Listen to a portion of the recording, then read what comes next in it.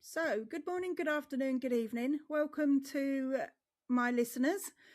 This is the ADHD Reframe Project with me, host Emma Craven, and today I'm joined by Steve. So, Steve, how are you? I'm fine, thanks. Just thank you for having me on your podcast. It's a pleasure. It's a pleasure. So, can you talk through a little bit why you wanted to be a guest? uh, the name of the podcast, to be honest, it's Okay. it the reframed aspect. It aligns with my research. Essentially, that's what my research is all about. It is essentially reframing ADHD. It's the title of the thesis is beyond the deficit. Beyond the deficit only narrative of ADHD. And it kind of looks into, the flip sides, if you like, of all the traits. So it seemed like a good fit. So, are you diagnosed, undiagnosed, self-diagnosed? So I was diagnosed, God, how long ago now? I think it was in about 2012 when Okay. it was, it was, it took a lot of sessions and a lot of hours and stuff. They went through school reports, they interviewed friends and family and all sorts. I don't think they go into as much depth with diagnosis anymore, and I can understand why with the waiting lists and stuff. Yeah. It was still a couple of years wait, so I kind of knew I was ADHD quite a long time before then. And it was a long time. I mean, I was. Everyone with ADHD has different experiences and different lives, of course, but there's some, I guess, classic cases of being expelled from school and the rest of it, at least for ADHD boys anyway. Nowadays, they'd spot it a mile off, but it wasn't as much of a thing back then. Um, I was misdiagnosed as OCD in my early 20s, and that's actually quite um, a common thing to happen. As quite a few people seem to get misdiagnosed before they find the root cause of things a bit later on. Yeah. Yeah. Yeah. And obviously, the stereotypical kind of general perception of ADHD as a naughty boy running around the classroom misbehaving and won't sit still. And I think Yeah, when any of us don't fall into that kind of into them symptoms, then we often have gone missed or not seen. absolutely. So, I mean, that's the thing. So, I actually kind of did fit that stereotype, um, which is again why I say they would spot it a mile off now. However, and it's funnily enough, I've literally just written something about this yesterday. Um, well, for one, we know obviously the amount of women that are being late diagnosed for that very reason, because sometimes the hyperactive side isn't there. Well, it is there, but it's internalized. Yeah. So it's just extremely restless. It's it's in the head. It's overthinking, and not as represented in a physical sense. Um, and so a lot of young girls that should have been diagnosed have then grown up into women and been late diagnosed as a result. But it still happens with some boys as well. Obviously, there's some boys that don't have that hyperactive side. Um, the reason I wrote about it yesterday is I've kind of done a bit of a 360. I used to. I read a whole bunch of stuff about why, in most cases, diagnosis comes around the age of 13. Quite often, there's some more extreme cases again where it more on the hyperactive side, or there's social or emotional elements that children are diagnosed younger. But most of the time, they say, look, diagnose when we're about 13. It's not anywhere near as visible, all of the impacts. Um, I'm just going to use my son as an example. So we know the heritability rate is high. 86%. Sorry, I've Yes, just written a paper on it. So yeah, yes, 86%. exactly. It is. Yeah, Yeah. which is very high and similar to height. Um, Exactly. Yeah. yeah, Well, it's 84 to 86% the heritability of ADHD. I'm talking about primarily. I think it's exactly. similar with autism. Oh, we need to see that it's impacting your life in all these different ways. Um, so what the diagnostic criteria is actually saying is once a child is like 13 years old and starts having a bunch of problems, and those problems are visible enough, their confidence is being affected, their learning is being affected. Only then are we going to start addressing it and looking at support. And even then, it's still going to take a couple of years at least before we can actually put any of that support in place. So I kind of been looking at my own son and thought, right, we know that heritability rate is high. Yeah. My little boy, he's only 9 at the moment, but I can see the ease of distraction.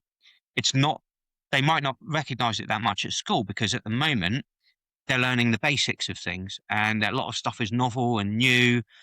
So it is keeping his interest in various ways.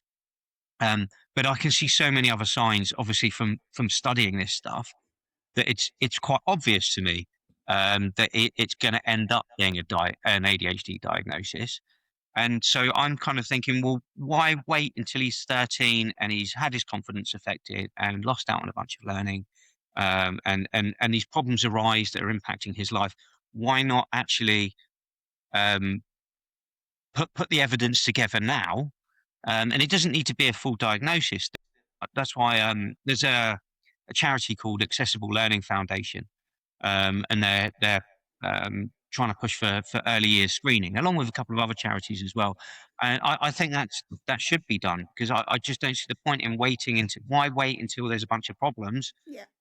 and then start fixing them if you can turn around and say, actually, we know this is coming, so let's do something about it now. And it's Yeah. not even just about the problems to that extent. Yes, there's problems and challenges that will come, but also we know their strengths. So if we know what the strengths are beforehand as well, then we can start, um, implementing things and putting whatever in place to allow them to carve their path, if you like, in the right directions. Yeah.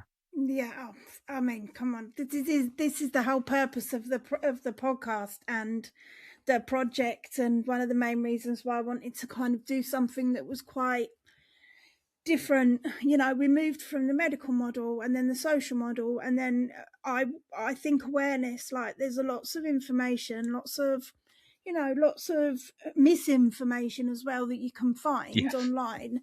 And that's Yeah. why I kind of wanted to go down a slightly different route and just focus, not just focus on strengths, but highlight the challenges, but then more so leaving things on a more positive note, so where people can come and talk about their strengths, or they can cope, how you can talk about coping strategies, and primarily, I think, like you've just said, in children. So I know for young girls, they start masking around 7 years old if they're undiagnosed with ADHD.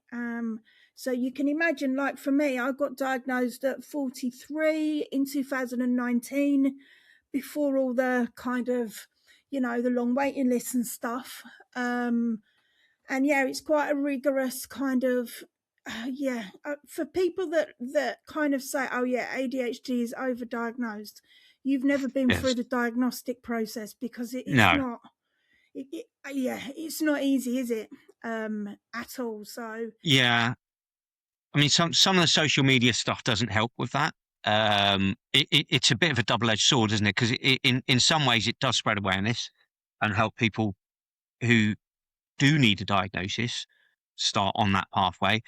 But on the other hand, there's a lot of stuff that's on social media where like, oh, this is ADHD and that is it, and some of the stuff is nonsense. And some of it's just like, actually, there's no correlation between ADHD and whatever this this behavior or this trait is. I So yeah, so there's I mean, I'm not on that much of social media anymore. I came off quite a few of the channels, but I have seen, I follow some groups on Facebook, and they seem to be run, several different ones that are run by the same people with either bot accounts or fake accounts posting these inane questions. It's all just there to generate almost rage bait, just there to generate lots more comments to grow their audiences, for, I'm sure, some kind of nefarious purposes, based on some of the stuff they they post on there. So yeah, I mean, you will get, I think, situations where people think they're ADHD and aren't, based on some of that stuff that goes. I think there was a bit of a study on TikTok, and they found something like half, or maybe over half, the majority, or even of the stuff that gets posted was actually misinformation around ADHD, which isn't helpful, obviously, because there's already enough issues around knowledge levels as it is, without that being added in. Yeah, but then some of the stuff that gets posted obviously is accurate, and there are correlations, and some of that is strange correlations that people aren't aware of. For example, audio processing disorder is quite a common one. People didn't realise the overlap with that. That's something I personally, I kept going for hearing tests. I kept thinking I needed to go for a hearing test, and people kept telling me, you need to go for a hearing test. And I'd go for these hearing tests, and people would say, your hearing's fine. We don't know why you keep coming here. And it turns out, though, that there is a reason for that.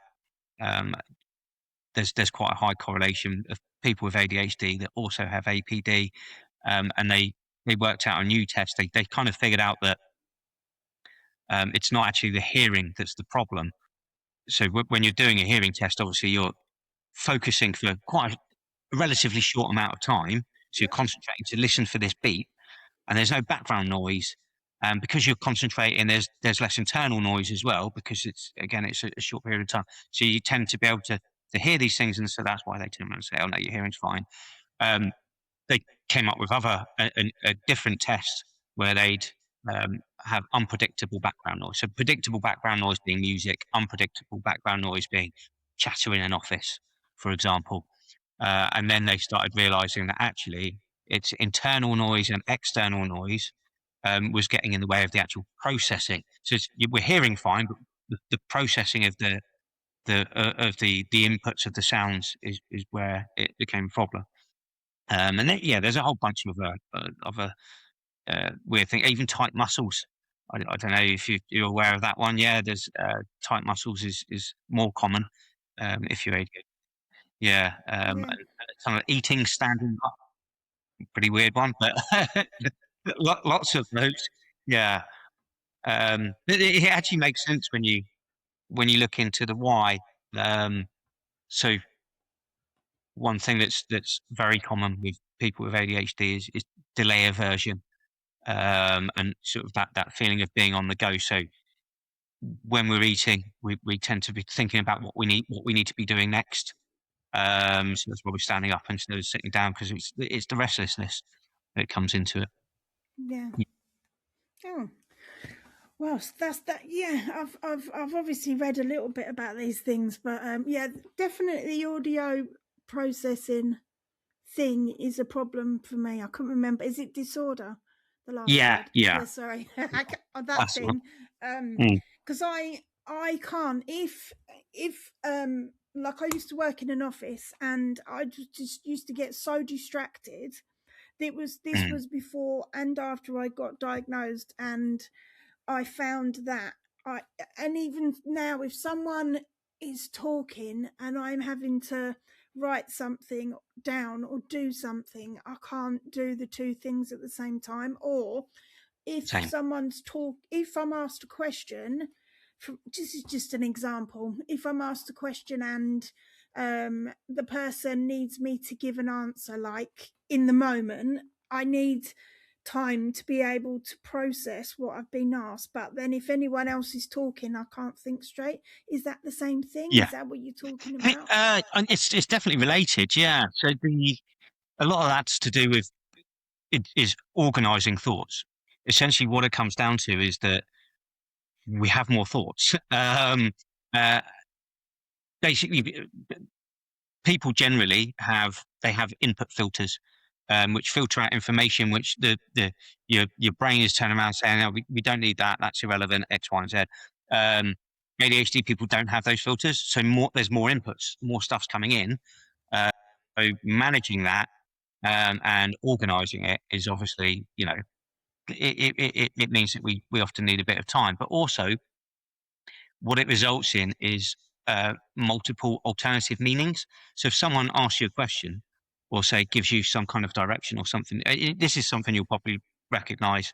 It's very common with ADHD. People notice it even from when they're children at school, and especially going up into the workplace later, is that someone will turn around and give some direction in a meeting or whatever else. And the ADHD person will be sitting there looking around the room thinking, why does everyone seem to understand this and not have questions? And they all seem to get what's being asked, and then they will go off and maybe follow those directions. Whereas the ADHD person, because there's extra information, and because there's also missing information, so there's both extra information and some missing information at the same time, which we then have to extrapolate from. We end up having multiple alternative meanings, so we need to narrow things down. So let's say someone at work may come up to you and say, "Oh," and they'll be talking about some meeting, some conversation happened in some meeting. People with ADHD will often turn around and they'll have to sit and think, "Hang on," and they might need a few more clues or to ask a few questions, because they can see various different things that that person could be talking about or could be saying, that they need to then ask questions to narrow that down to work out, because it's possible that they I don't know, they might be there's maybe three different things that what that person said has some meaning to them. So yeah, that's quite a common one. And then the distraction side of it as well. Obviously, yeah, that's well, that's massive for everyone. I mean, it's a little bit weird that we're talking about. It's not weird that we're talking about it, but you just made me realise. So I can't actually do them things in the moment. I need time to go away and process what's been said, and then come back and give like my answer. But also, like in my studies, I can't listen or read. Not listen, read. I can't read a lot of academic information, firstly because I think a lot of it's boring, and there's obviously a process or a repetition to how something needs to be written, but also I've realized that I'm better if I listen to everything on audio. So Yeah, I've got an app on my phone, and that called Speechify, and that you've got different voices that you can set it. So one of them is Snoop Dogg. So it's hilarious getting Snoop Dogg to read aloud one of the, the studies. kind of Yeah, neurosciencey stuff that I really like, but is very technical and very scientific. But I like to learn about it because it's just something I'm fascinated in. But yeah, just kind of being able to listen. So I've got it on my laptop and on my phone, so I just listen to everything on audio. And it was a lady that put a post up about it on LinkedIn, maybe, I don't know, a year ago, maybe longer, and she was either just finished her PhD or was at the very end of it, and she'd focused on, like, people with ADHD or autism. I can't remember exactly. And she said that one of the things that came out of her research was that if specifically for ADHD, if you get up and move around but listen to things on audio, then automatically then your brain will just listen to what's been said.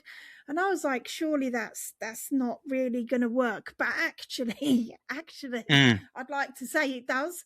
And it's weird because you're not actually concentrating on what's been said because you're up and you're moving around, and you're distracted with other things. But I've tried and tested it loads of times now, and trust me, it works. And I don't know really how or why. You might be able to tell us a I little bit more about that, but it's just, yeah, it's fascinating. I don't know the technical reasons, but I can confirm that if I'm on a phone call, for example, say something to do with work or whatever else like that, if I'm pacing on the phone, it helps my mind churn, if that makes sense. So Yeah. I can, yeah, it's definitely, it definitely works for me. Whereas if I'm sat down on a phone call, then everything's not going as quickly, if that makes, yeah, the cogs aren't turning in the same way. So yeah, it makes sense. I don't know the technical reasons. I haven't really looked into that, but I'm sure there's some reasoning behind it. Yeah. Yeah, probably. And also, one of the previous guests said to me that she's sat and tried to think about ideas or to kind of process information that she's been learning, and then the minute that she gets up and does something else, it's there in the brain. But the problem with that is you need to capture it while it's there, and unfortunately for me, or for most of us probably, the brain has already moved on to the next tab. So it's kind of I that kind, and then that information retrieval for me is just it's gone.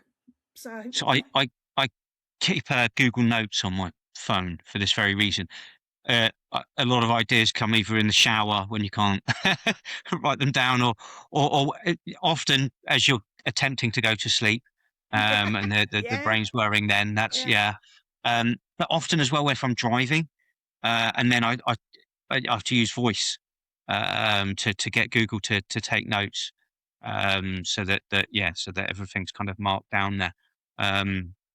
But some of the time as well, it's when you're just generally sort of distracted, if you like. So, as bad as this sounds, maybe if I sat there with my kids, enjoying time with my kids, but my mind is elsewhere, and I'll be thinking something. I have to note it down.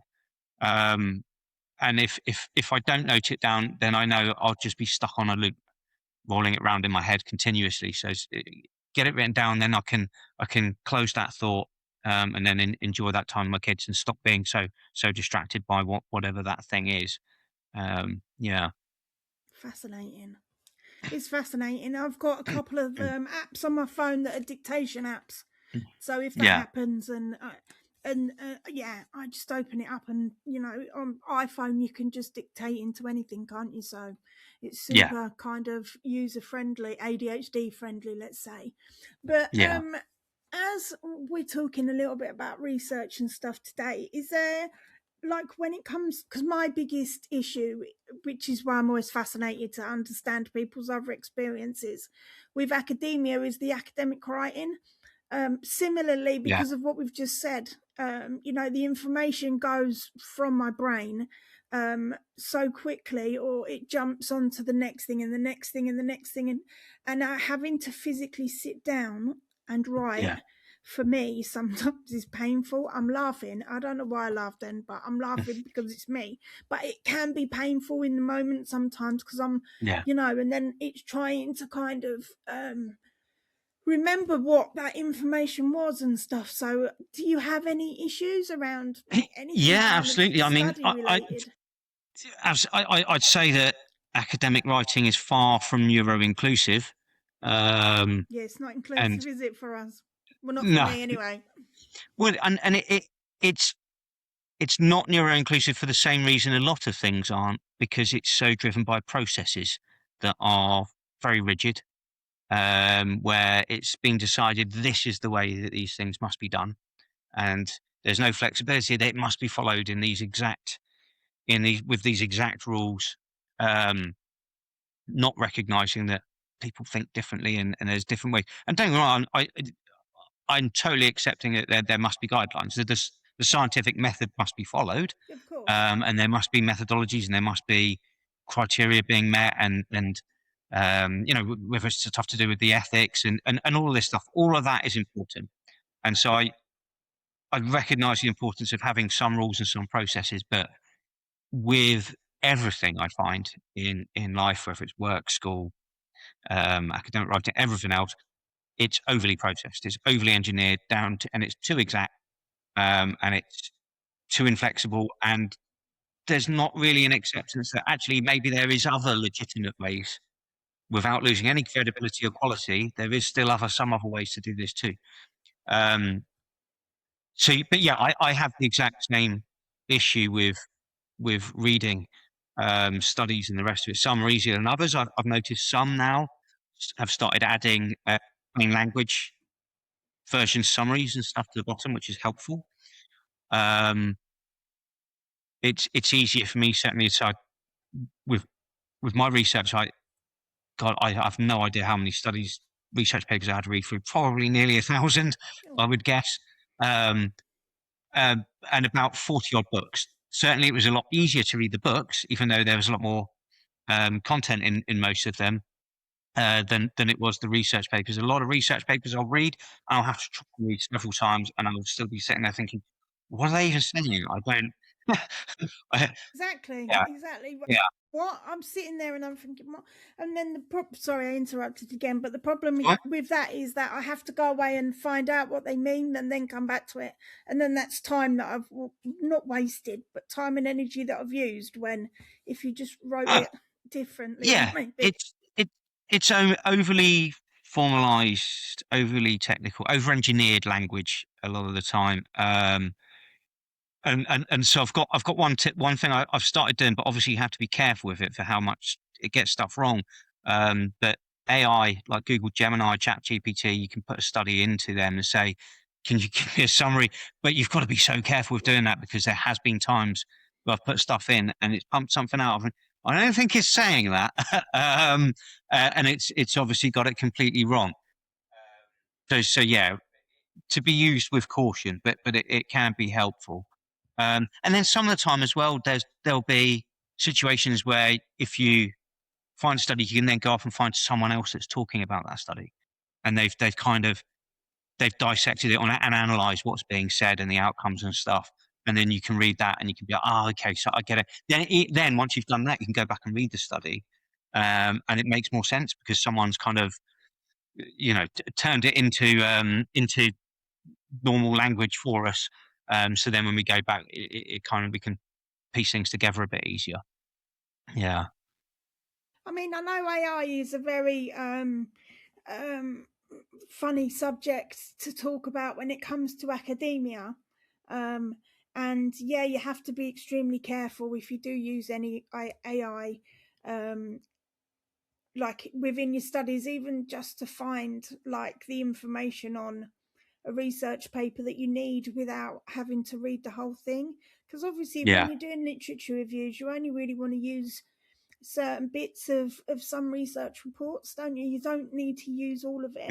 Mm. You just need specific information. And, you know, I use, I forgot, scholarly, I think, which is something that was given to me through DSA, Disabled Students Allowance. So obviously, if you have ADHD or autism or dyslexia or any kind of barrier that can cause issues within your studies, then you are entitled to help through DSA.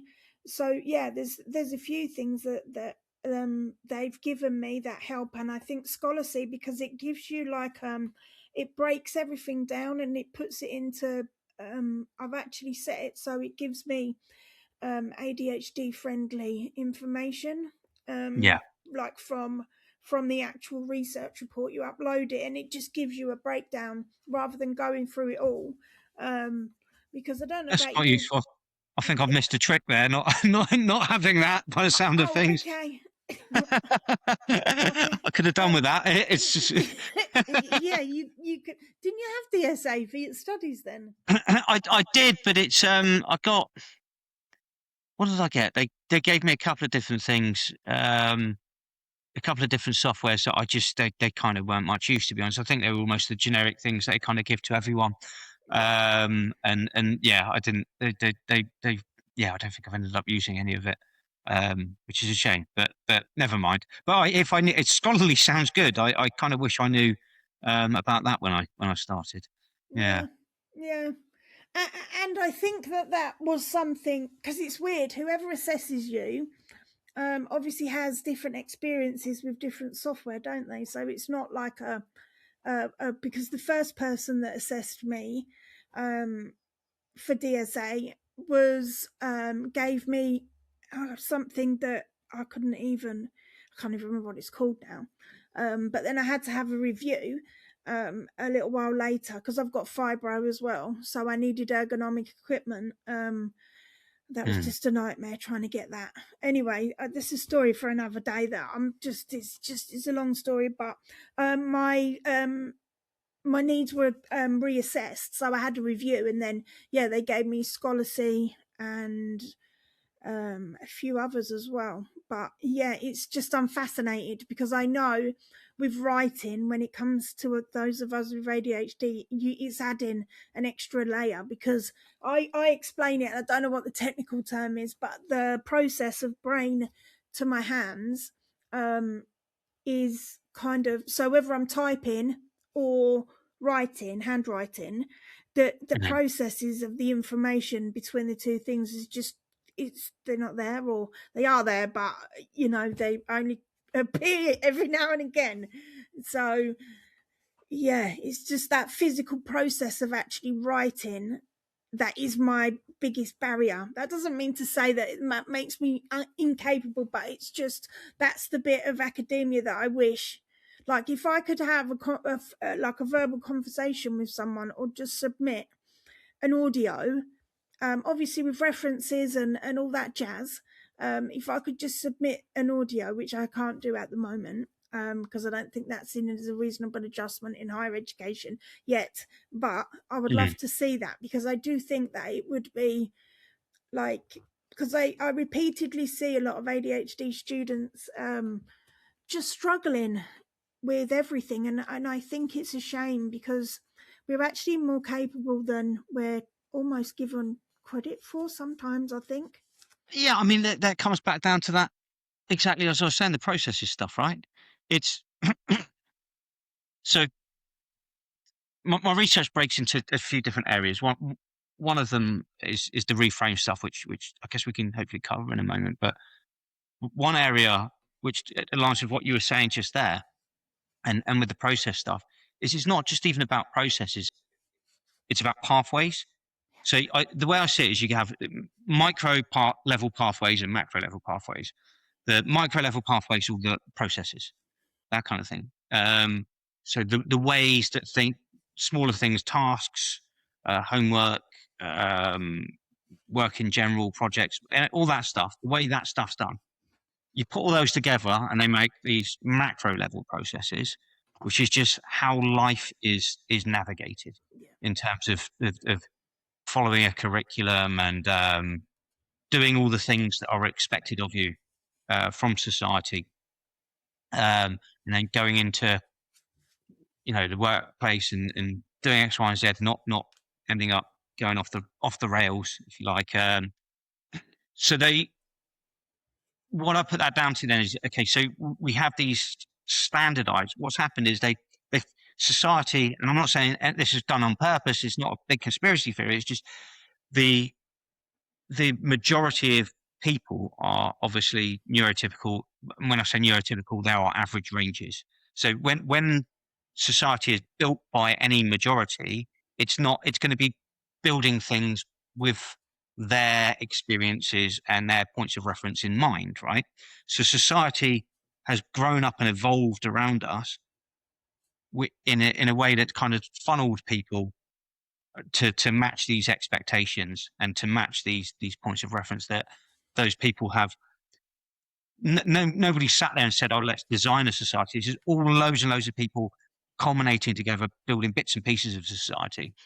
But it's created a big funnel where the people go in at the start of the funnel, and everyone gets pulled into these standardized pathways. And to those pathways are then, okay, this is how you're supposed to live your life, and this is how this is how you do this is how you do that. And it's because it's always been done this way and whatever else, and people have decided that's the most efficient or anything. And that's the same to do with the national curriculum in particular. But with people with ADHD and just neurodivergent people in general, not even just necessarily just ADHD, they don't necessarily follow those same pathways, or they meet a lot more obstacles on those pathways. They will struggle a lot more on those pathways. So people with ADHD typically then start not being able to follow those same standardized pathways and start carving their own. In carving their own, they then start going off in all sorts of directions. Now, a lot of the people that I interviewed for my research it was a bit of a biased sample because it didn't include people that were out of work or say in prison or any of that kind of thing. These were people that had professional success with ADHD. And what you found with all those people is they all course corrected, if you like. So they went the long route. They carved their own pathways. They couldn't follow these standard ones. They carved their own pathways. They went off in some, we'll call it negative directions, and then figured out some things later on and then pulled it into a different direction. A lot of them end up doing very well. Some of them entrepreneurs and great careers and the rest of it. But they took the long route and they had a lot of unnecessary obstacles on the way in order to do that. Whereas actually, what should happen, in my view, is instead of saying to everyone, okay, you all need these standard pathways, it more needs to be like, here's the direction, here's the goals, and we understand people need to get there in different ways. So yeah, here is a standard pathway if you want to follow it. If you don't want to follow it, we're not going to try and force everyone back onto it, and neither are we going to try and force you to carve this new pathway in ways that we think, but we're going to still provide some guidance and some sense of direction for your own pathway that you're carving, if that makes sense. Yeah, perfect sense. Yeah. So that part of our research essentially is about that, and it relates to the school to prison pipeline. For example, I don't know if you know that there's obviously there's so many numbers now about ADHD in terms of how many people are. So when I first started doing my research, I was reading 2.5% in a lot of places, seeing figures 5%, 8%. There's estimates that maybe it's 10%. So I think 10% maybe at the higher end. But let's say it is 10%. So it's 1 in 10 people. It's probably over 50% of people in prison. Most of the kids that are getting expelled from school, that are in pupil referral units and the rest of it. And a large part of that is because they can't follow the pathway, so they start carving their own. And if not giving a sense of direction for carving the pathways, they're just sort of left to their own devices. Then yeah, they especially when you're an adolescent. And again, I know obviously like we talked about women being late diagnosed, but a lot of times boys with some of else what's going on in their lives in those years, they start carving off in some quite negative directions. And that stuff can be helped, I think, if society is willing. Yeah. I mean, I've read a lot about ADHD because I'm obsessed with it. Hence the podcast and everything that I do. But I have kind of also looked at the different symptoms between males and females, and it seems that for men, and this is not the majority, I'm not saying that this is exactly what's going to happen, but it seems for men, the cortisol levels, the stress levels, the angry, the impulsive, emotional dysregulation things, particularly for younger boys, seems to be a reoccurring kind of theme. And I wondered if that's why that's always been picked up earlier than with either women or men. Possibly, I like my view on it, and I've written something about this before, about a few different factors, is that some of it I think is to do with ego and identity as well. When ADHD boys are getting into trouble, they are not, if they're struggling at school, they start trying to overcompensate in other areas. So for example, being the class clown. So if you can't be the smart kid, everyone thinks you're weird or whatever, you have issues around hyperactivity and you're seen as disruptive, you then start embracing that identity. Does that make sense? So it's almost like, okay, so that's me, is it? I'm the class clown, I'm the kid that gets into trouble, the cheeky chappy. And so you start going down that route. And then what tends to happen is there's this thing with ADHD that you often end up finding, by the time you're older at least, that a lot of your friends are also ADHD, and you're looking around and not realizing that that's not actually representative. It's because if you are ADHD and you come off the standard pathways, out of the funnel, so do those other people, and you end up kind of then getting funneled together. You're the same kids that are hanging outside the school gates because you've all been kicked out, or you're the kids that are outside the headmaster's office because you've been sent there or in detention. And That was yeah, me, yeah. so a lot of these, you kind of end up getting pushed together. And so you end up with a circle of friends at ADHD, and you're looking around thinking, oh, everyone's ADHD. No, it's just, that's not representative of the population. That's representative of the funnel and not staying in it. Where was I going with that? Why was I talking about that? I think we were. I can't remember now. We were talking about. You were talking about your research. Boys and girls. That was it. Yeah, sorry, boys and girls. I forgot, and it was me that said it as well. Yeah. So that thing about then going and getting into trouble and the rest of it, right? It's finding an identity because, you know, maybe you're not the sporty one or the whatever else. So you then end up with a group of these guys, and they start trying to outdo each other on who's going to be naughtier and who's going to be, you know, the whatever else, the alpha and that kind of thing. And just young men at that age, and then also at that age when you're thinking, when you're in your early to mid-teens or whatever, and you're starting to look at attracting the opposite sex, and you're thinking, oh, okay, that's, you know, I need to be the tough guy and act all gangster and all the rest of it, or the bad lad. That all feeds into it as well, I think. So there's, don't get me wrong, I think there's a lot more involved. There's many factors in there, but some of it is barriers. It is that you've got barriers in front of you on being able to find an identity and achieve success in the standard ways. You don't know how else you're going to go and do it at that age. And some of the times with, you know, whatever influences, you're looking at things and seeing successes. I don't know, some of these guys out of that Manosphere documentary, I'm sure you've probably seen it, Louis Theroux. I watched it. Louis Theroux, yeah. I was just like, Yeah. what? Yeah, no, exactly. So if you're thinking that that's success, right? Or you know some older guy in the local town, and he's seen as successful in some way that's not great, or people look up to him or whatever else, and that's all going to feed into it. So then people are going to head off in that direction. So yeah, I think social media plays a huge part now as well, because it's like there's just a lot of social media influencers and stuff kind of give young children a very kind of different view of the world, I think. So yeah, unfortunately, I think social media does play a huge part in, I'm not talking about ADHD, I'm talking about children in general. yeah, Because I mean, I remember there was no mobile phones and no internet. I was born in 1975, so I'm old enough to know that, you know, all of this technology before then, if you wanted to send a text, you had to write a letter.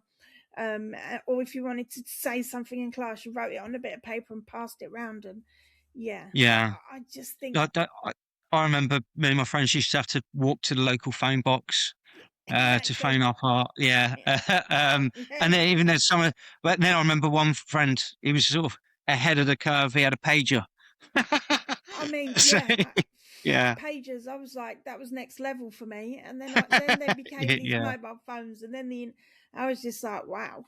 I think with the technology, like the technology processes where, you know, obviously we're in an AI kind of process at the moment, and AI has probably been around for a lot longer than I realised. But I think there's a lot of the technology that is great, that makes things easier for us. But I think, you know, there's also a lot of technology that causes, like, social identity theory. One of the things I talked about in my social psychology essay that I wrote a few years ago was around kind of how do we, in this current digital age, how do we identify with other people? And unfortunately, the signals that young children are given from just these influencer type kind of people, and it drives me mad. And then if you get onto clickbait as well, I only found out what this meant recently. I was like, what is clickbait? It's just basically, and it's around, I'm going off on a bit of a tangent now, Steve, sorry. No, go for it. Just like, I think a lot of these, like, these influencers or people that have got big followings, they use specific words to kind of get more of bigger of an audience, and they use words like horrific or traumatic, or just things like words that unfortunately then there's millions of people that are going to see that and put two and two together and come up with having ADHD is horrific, it being late diagnosed is traumatic. And I'm not kind of saying, I'm not the word police, but I just think we should have a moral compass, whatever you want to call it, and just basically, trying not to use words that are imprinting and are doing that. In psychology, we talk a lot about conditioning, and all that you're all doing, because your brain can, like the neurotransmitters in your brain, if you only focus on negativity all the time, your brain is going to rewire itself to kind of just notice negativity. One of the reasons why I wanted to start this podcast as well, and it's fascinating. I love a strength-based approach. I love the fact that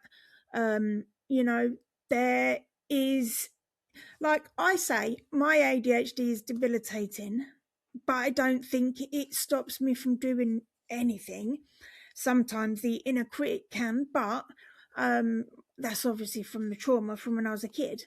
But for the most part, I'm really proud to have ADHD, and I think it's great because I'm fun, I'm animated, I just am myself, and I don't really kind of, I've just become really comfortable with that. And so I wondered if there was any trends that kind of came out of your research.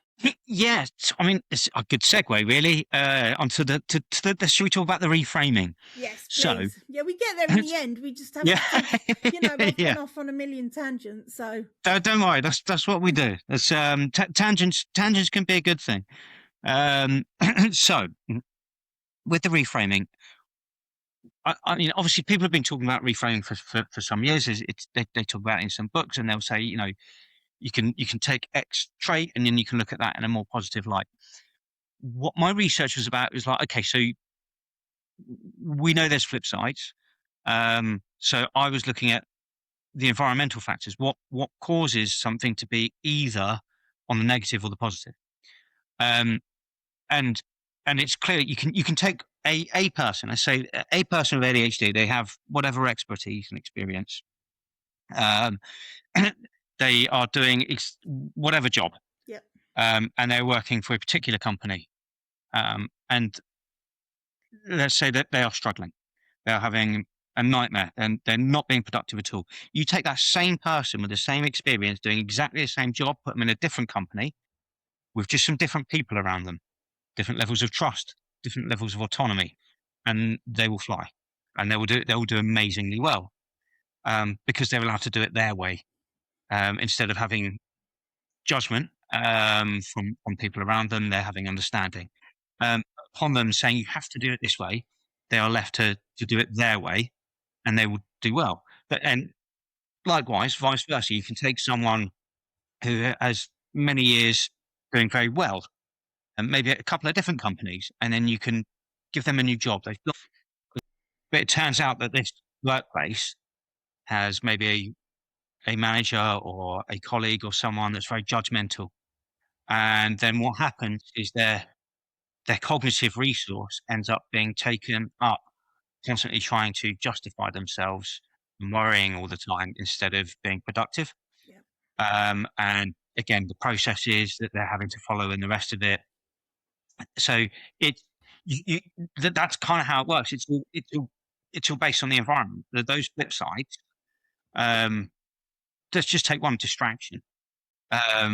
Whilst you're distracted, you might be in a meeting and someone says there's some problem that gets discussed, and then the meeting moves on. People are talking about something else, and you're distracted. But actually, people might think, oh, so you've missed some information that's coming next, about whatever that thing is, but you've come up with potential solutions for whatever the problem was being talked about, and ideas and stuff around it. So yeah, that's kind of what it comes down to. The whole thing of reframing for me is that it's either and both the negative and the positive, Yeah. depending on the context, depending on what's happening around you, who you're with, a lot of the time, because this is one thing that came out of my research. Often people with ADHD, and I don't know whether this is the case for all ages, but in the workplace, so often people with ADHD clash with people that are very serious. So it could be a colleague, it could be a man, anyone in the workplace. If they're very serious, very sensible, this is how things are done, we must follow this way, then ADHD, there's problem. Sorry, I'm Often, laughing, but that's me because yeah, yeah. but, Sorry, yeah, but no, that's but pretty you, much me. right. It's because we often don't get taken seriously, Yeah. and what happens if you don't get taken seriously is you're seen as unprofessional, and that holds you back in terms of with work, because you're seen as unserious, and unserious to them equals unprofessional, and they start looking at it as in it equals incompetence, Yep. when actually that's not the case. It's just that people with ADHD they do tend to be themselves a lot of the time. I mean, you talked earlier about masking, so it's not always the case that they are themselves. I did masking the opposite way to how most people seem to have done it. From the people that I've spoke to, and the things that I've read and the rest of it, a lot of the time people start masking when they're younger. They get to a certain age where they're like, do you know what? I'm not doing this anymore. I'm confident in myself. I know who I am. I'm not masking. I'm just going to be myself. I'm over it, and people are just going to have to accept me how I am. I did the opposite. I didn't used to mask, which may be why I had a lot of the challenges I did when I was younger. Um, I was always myself, and I thought at least that I was liked and got on with people generally, and the rest of it. Then I had some bad experiences where it turned out that some people just really disliked me, and I couldn't work out why. Um, and I had a lot of struggles around that, and that put me into it sort of, because it was over a period of time as well, really eroded confidence. And then finding out that stuff has been said about you behind your back, and it being related to ADHD and the rest of it as well, it really knocked me. Um, and then I started masking, and for a while, for a few months even, I was so cautious and so careful. I didn't want to say any volunteering ideas. I stopped being a bit of a chatterbox and coming up with stuff and the rest of it. And I just almost shut myself down. And even though I came out of that for the most part, because I'm now more concerned with the judgment of others, whereas before I was just used to sort of shrug my shoulders at it. Uh, yeah, so I don't know. I don't. There's other people that have done it backwards like that. I'm hoping that it still means I'll come out and stop masking again at a point later. But a lot of that, yeah, came down to the being seen as unserious, and the trouble if you're not seen as serious enough by the serious people, is then you're not seen as authoritative. And if you're not seen as authoritative, then that it causes issues at work in terms of, especially if you're managing people, say, um, yeah. So it's yeah, a whole host of problems coming off the back of that. Yeah, and I think as well when it comes to corporate or professional kind of jobs or roles, I do think that a lot of the time, if you've got ADHD, even in academia as well, like I've noticed, there's an expectation, which I know is a neurotypical expectation, that we're all going to kind of fit a specific mold. So we're all just going to sit quietly and be sensible and just kind of get on with our work, like human beings do. But you're missing the passion, you're missing the enthusiasm, you're missing like just because I don't know about you, but my brain is like, it can just join dots that other people, neurotypical people don't even see the dots, like the way that Which we can, and because we're it's that very, passion and enthusiasm that is seen as unserious a lot of the time. yeah, And but the frustrating thing is that's often where the innovation comes from. yeah,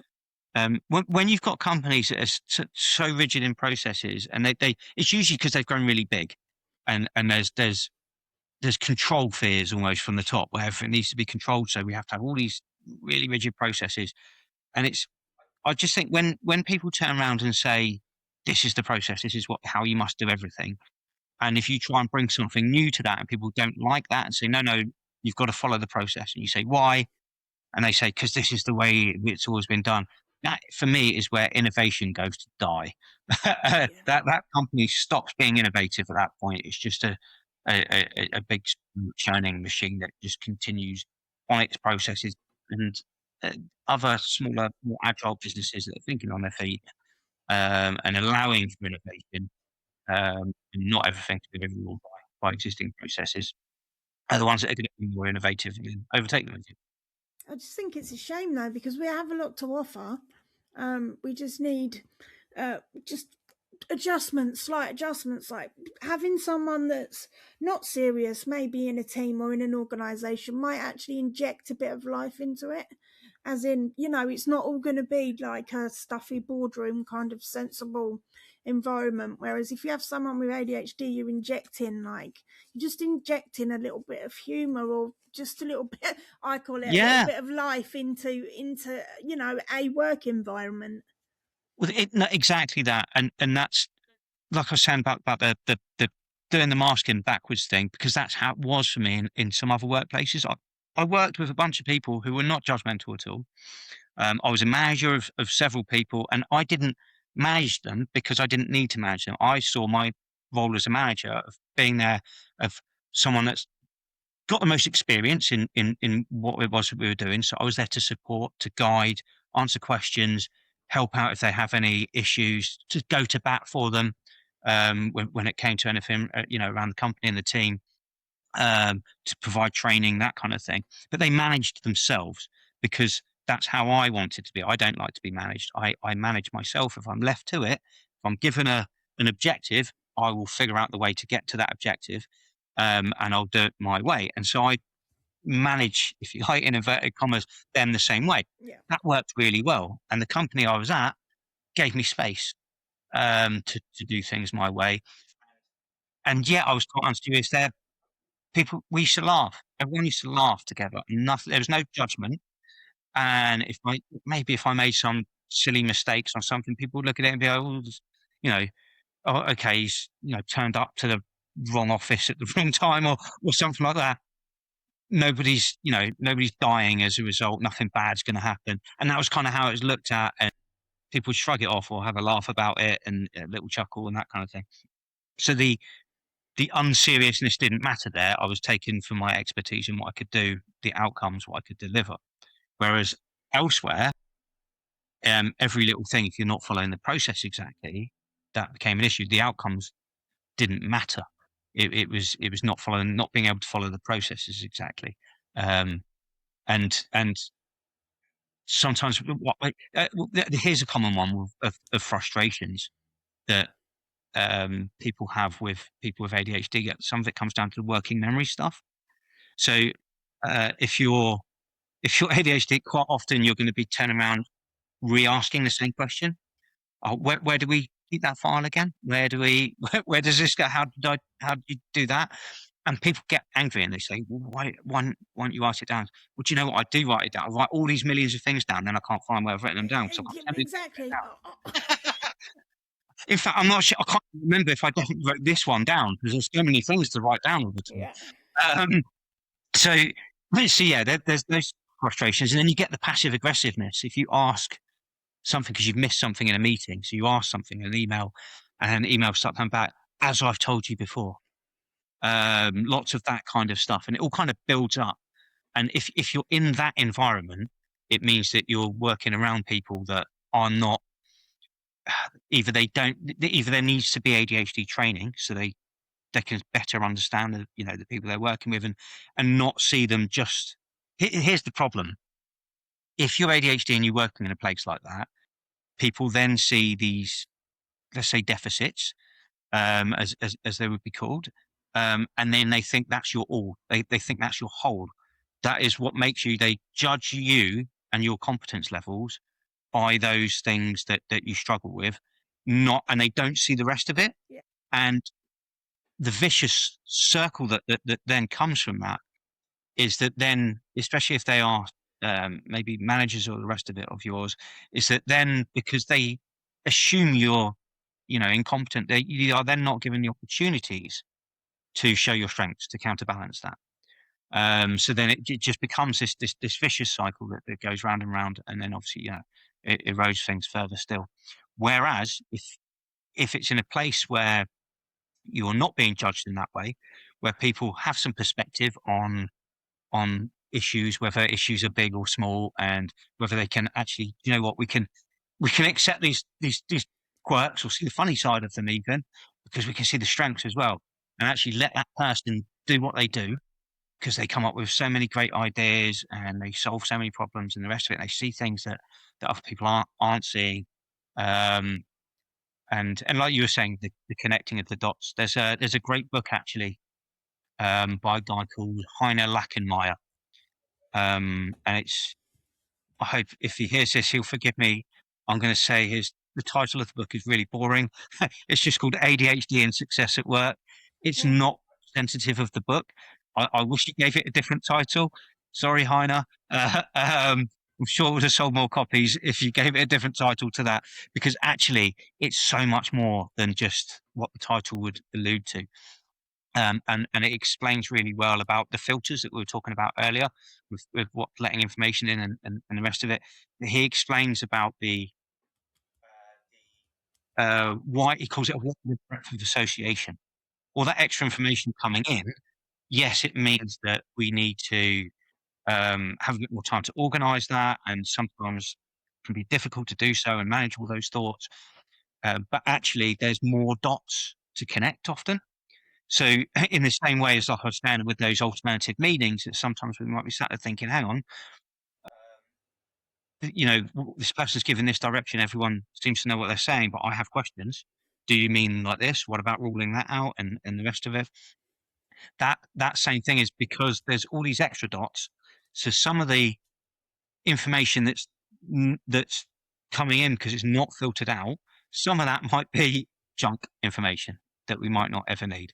But some of it will be those nuggets that other people don't get, and other people, and it'll be that extra dot that you can go, hang on a minute, and you can, do you know, like the tangents? You're talking about the tangents. That's how it all works. Is all those dots, extra dots coming in and going off, and just going with it, going with the dots and joining them as we go.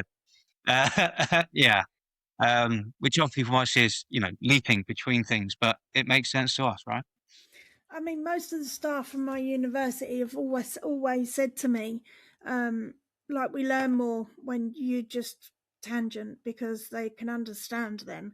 Like, I teach them about ADHD more in the tangents, and like the joining of the dots and stuff, and it's just And I mean, I got well sort of told off, if you like, for going off on a tangent in when I was presenting something.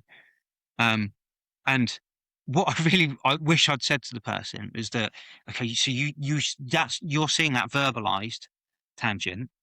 That's how my mind works all the time. So you say you're complaining that I went off talking about stuff that you did not see the relevance to. And I was going off on this, train of thought, but that's what it's like inside someone with ADHD's head. Yeah. So so that's maybe what should be taken in a bit more. Yeah.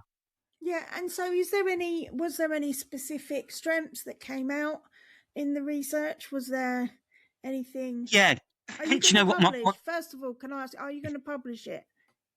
Yes. So the PhD itself will get published. I'm told it will go into, because I'd love to read it. Yeah, absolutely. So I suspect. So I'm 3 months away from doing the Viva. it's very unlikely that they'll turn around and say, yes, you've passed. It's much more likely they'll turn around and say, you need to make some changes. So it might be another 6 months after that it finally gets published. Then it will go on to apparently the British Library, but I'm also going to put it on my website. And then I am in tandem trying to work on a condensed miniaturized version to get published in a journal on PLOS One.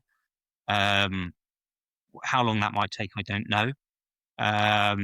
Because, there's, again, the processes and the rules and the rest of it. So I've got to try and get it into the right place to do that.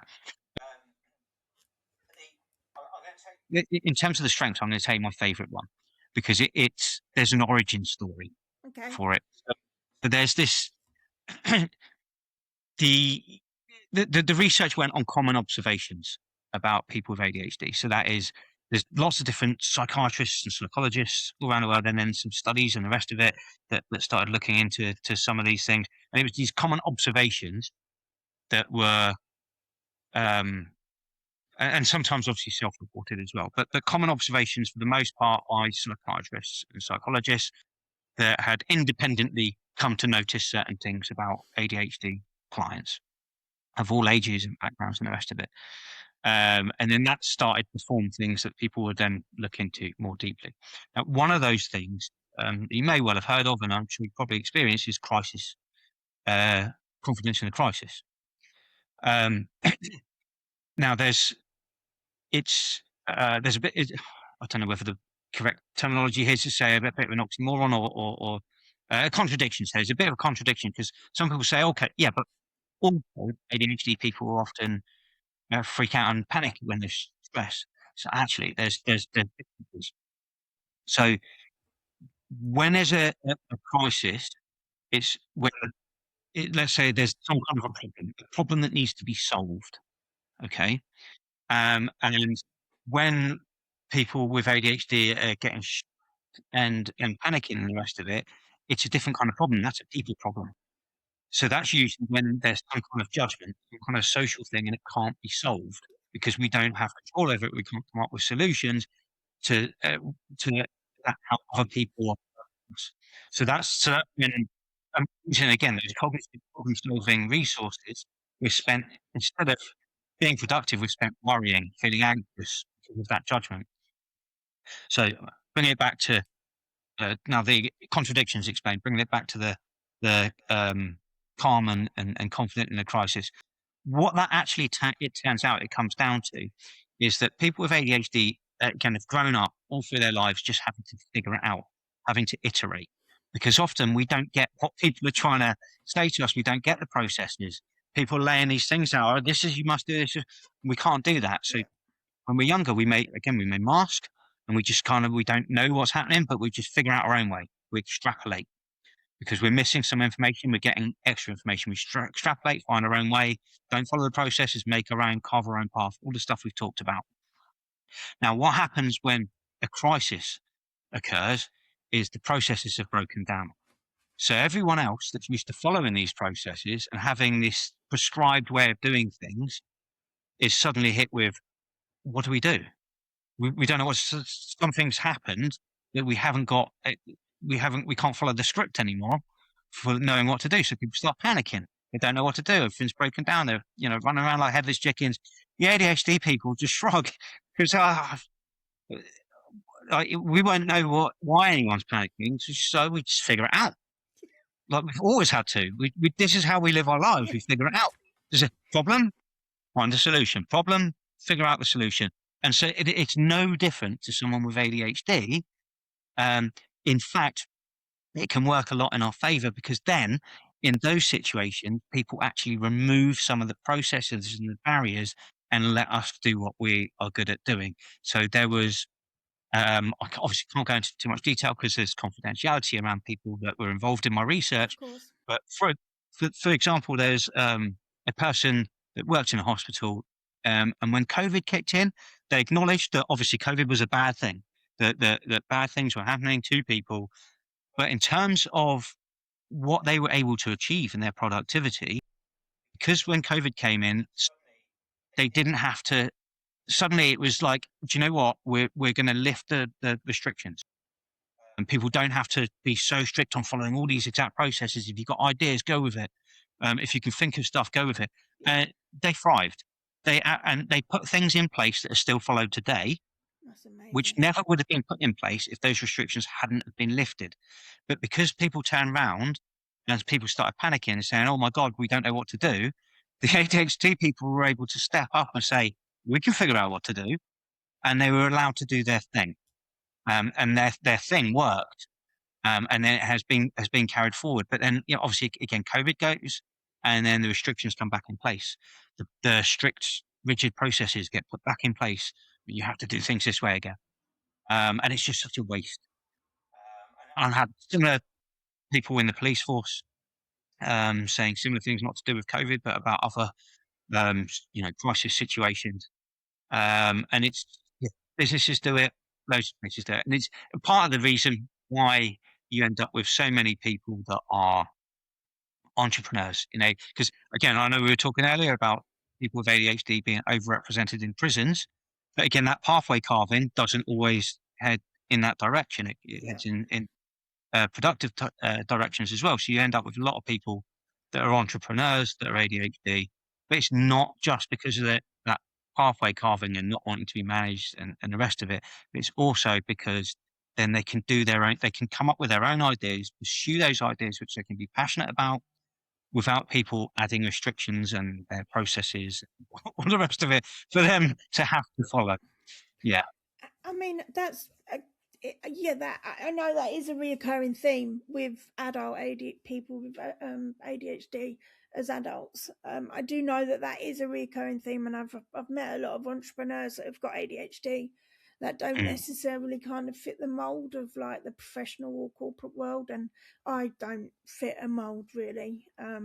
So I've just decided that I'm not going to have a mold. I'm just going to be myself and see where I end up. But I think that unfortunately what happens then is I know there's a lot of people that talk about superpowers and people with ADHD being gifted, and there's also lots of judgmental people that say that that's toxic positivity, which I don't necessarily agree with, because I think that there are things that we can do, like you've just explained, that other non-ADHD people can't do. And does that mean we've got superpowers? I don't know.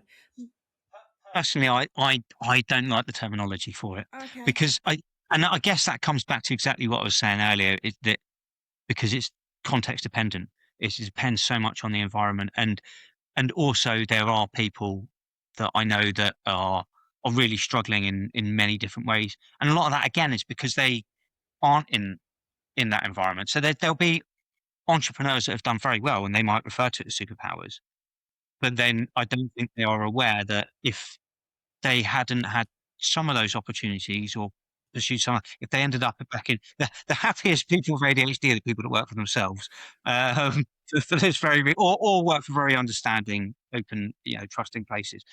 But if some of those people that are entrepreneurs and have said, "Look, it's a superpower. It's given me it's given me." Okay, yes, it's a superpower for them. But if they take themselves and put themselves in another person's situation, then it wouldn't count as a superpower. It would count as something that holds them back. So I'm personally not keen on the superpower terminology. It's all dependent for me. Yeah. And also I think it is sad that unfortunately when we're not, even if we get jobs and we sit in a leadership type role, or if we work in a team of people and we're not able to it's not the right environment for us because we're not able to, I don't know, I say use the ADHD to my advantage, because it gives me some advantages rather than it being like toxic positivity or a superpower. It gives me abilities to be able to do things in a certain way that maybe even other people with ADHD can't do. Maybe it's just neurotypical. So, but I do think it's a shame because you know, like I said, we've got so much to offer, but we've rarely, not rarely, but unfortunately, you know, we have to go through a lot of we have to be in a lot of bad environments to be able to then find the right environment for us. And I know this all comes down to, you know, raising awareness or kind of training people on what ADHD actually is, or what being neurodivergent is, and how they can make kind of how we can implement reasonable adjustments and stuff. But you know, that's amazing that there are a lot of bigger companies that are becoming more and more inclusive. But I just think that, you know, if there's any of our listeners that are listening to this and they're in a leadership role, or if they're in like an executive kind of, you know, decision making, employ more people with ADHD, because you're going to be able to do things that without, like, give them a seat at the table. You know, I love that. Yeah. Whether that's an analogy or a metaphor, but give us a seat at the table, because we have more to offer than anyone gives us credit for. Do you know what's really harsh is, so some of the ADHD traits are natural leadership skills. So in terms of like we were talking about the passion behind things, and wanting to, the enthusiasm and the rest of it, the crisis confidence, the figuring it out, all that creativity, and just coming up with things and then going with it. But then you have these situations, unfortunately, because of everything has become so much more process driven, that you have these people that would have natural leadership skills, but leadership also requires confidence. And so you have these, so you have these same people with that skill set that are constantly having their confidence eroded as they're going, because they're not following these standardized processes. So then they don't get the opportunities to lead a lot of the time. And then by the time they reach whatever position in the workplace, their confidence isn't there for being able to lead anymore, because of what's been happening to them throughout the process. It's just such a shame. I mean, even down to the delay aversion stuff. A lot of the time, there's a common thing. You know, if you want to get stuff done, put someone with ADHD in charge. Give the person with ADHD the authority to turn around and say, right, let's crack on, let's do, because they're not going to faff about. They're not necessarily going to, you know, start cutting corners with things that they shouldn't, but they're going to crash through things and just say, we don't need this, we don't need that, let's just get this done.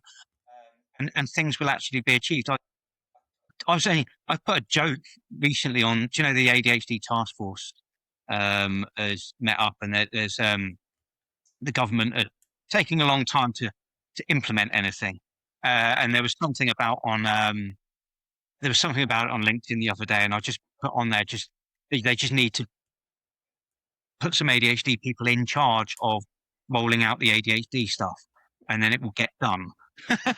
because it's, there's an impatience, that restlessness, that drive to need to do this, need to get this done so we can move on to the next thing.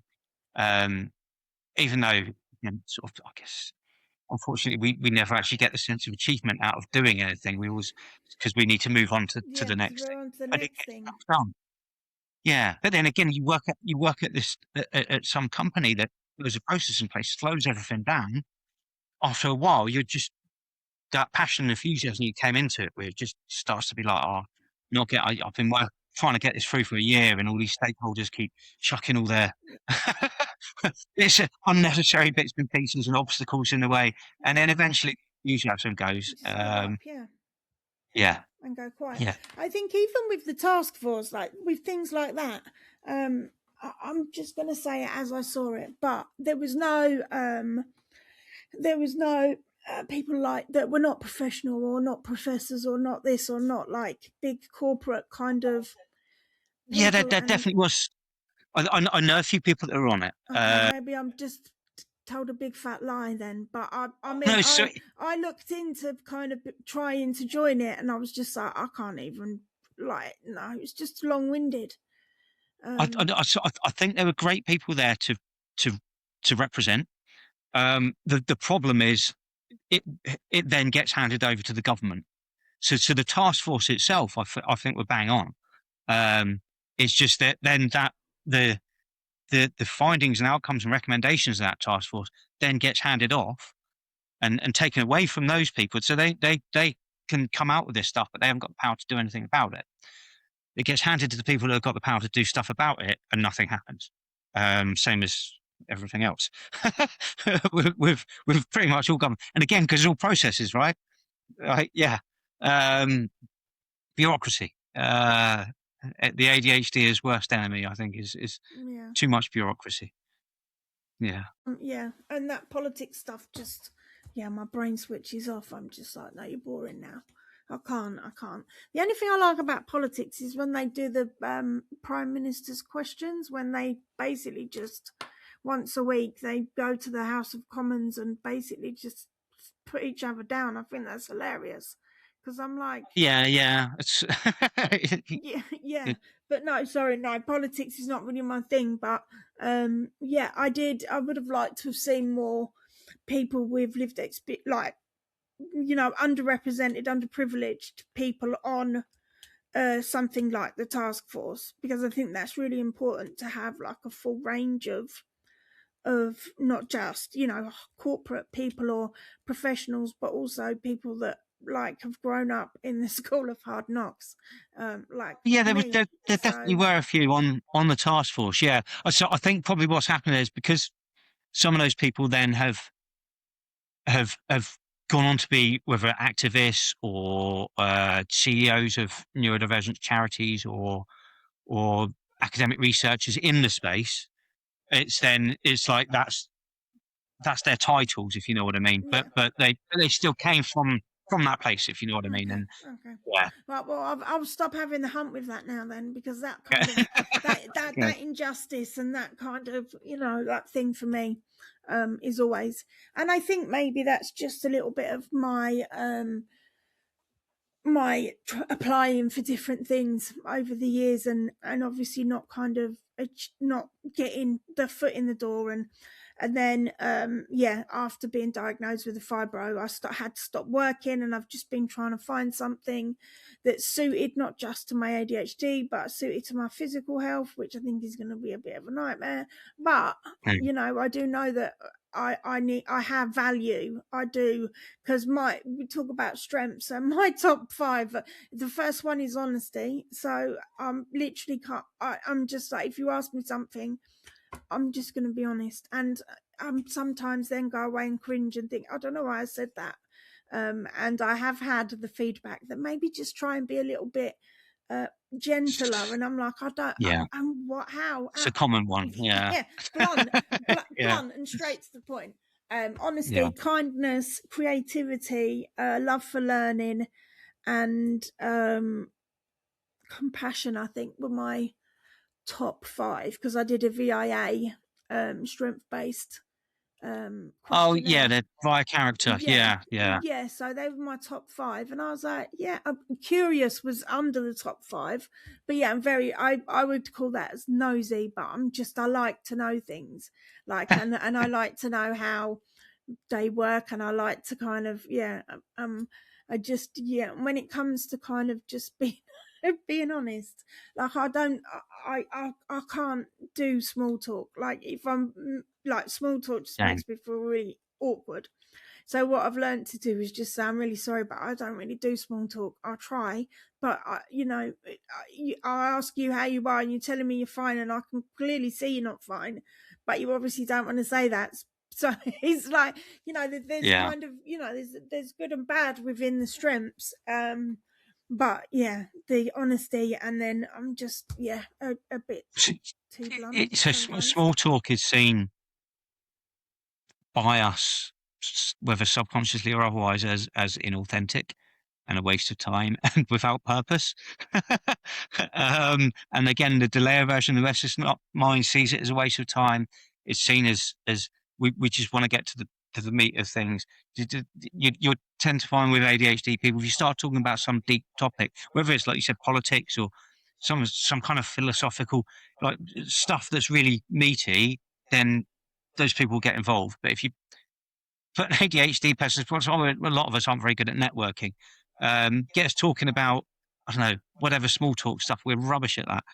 For the most part. Again, I should always try not to generalize, but there's again, the high correlations with people with ADHD um, tend to dislike small talk for those reasons. Yeah, it's just it's almost painful because I'm like, oh hello, how are you? And then that, oh yeah, I'm fine, thanks. And then that's it, and I'm like, well, then I don't really know what else to say, but I can see that the person's not fine because I can read people. I'm very intuitive, so you can clearly see that they're not fine, but they're obviously not wanting to say they're not fine. So I sit there sometimes and think, well, what do I say now? Because Yeah. And I know that there's obviously, specific social cues in the environment that we're meant to kind of adhere to, but I don't. It's just, no, I'm always polite and I'm always respectful, but I am very honest. So I just think that, sometimes I can be a little bit too honest or a little bit too blunt. But I generally will kind of focus on, because when I used to work, I've always done support worker work, which was great for my ADHD because it was different every day. I'm supporting people in housing. I worked at probation. I worked, in quite a few different places. Worked with teenagers with mental health and learning disabilities. Lots of different kind of variety, but it was different every day. So that really suited my ADHD. Even before I got diagnosed, it was just like, that was like, I've always been a helper. I've always helped other people, but I've always specifically liked primarily to help people that are underprivileged, underrepresented, the minority groups of people that don't actually get any access to any kind of support. So I've always been a really strong advocate for the most vulnerable, communities and stuff. So trying to find somewhere where I can do that without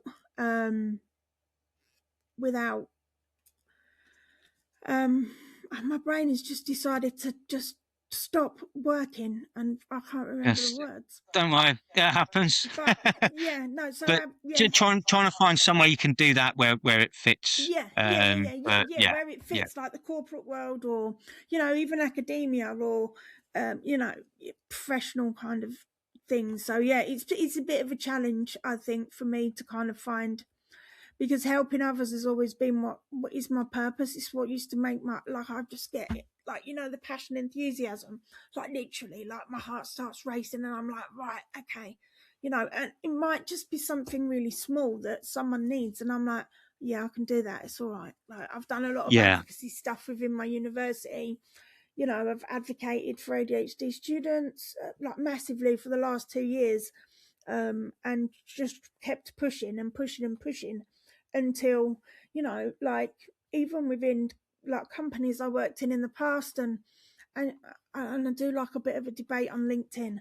I am a little bit of a debater on LinkedIn, but I try and I know I don't I'm always respectful, but I do. I try to I used to get into loads of debates all the time, and I still do sometimes, but I try to avoid it now because I end up losing sleep over it.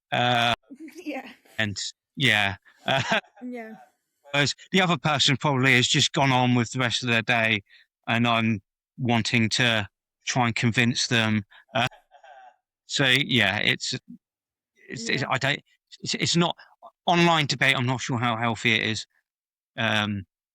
But I do know what you mean. It's hard when you see someone saying something and you're just like, hang on, that's not right. I need to, without trying to sound too condescending, I need to educate that person because I do know about this stuff, and I need to tell them that they're wrong and why they're wrong, and help try and convince them and win them round. It's hard not to do, but it's particularly on Facebook. I've learned to try and step back from that now. And what always happens anyway is you show people a bunch of evidence, you prove them wrong, it's too much for their ego, so they block you.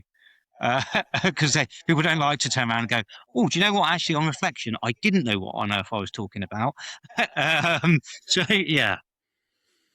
Yeah. So, obviously there's different levels of being honest. And yeah, on Facebook, I've just had to unfollow certain groups and stuff or people, and I just need to, just don't look, because I'm just like, oh my God, like you're doing it again. Like ADHD is horrific. And I'm just like, it's clickbait and it's attention seeking. And I'm like, yeah, so I have to kind of I've had to kind of condition myself to not kind of have a debate, let's say a passionate debate with people that I don't even know, and try and say, well, no, actually it's not my place to do that. But I like talking about the strengths, because I think there's so much negative conditioning that we get.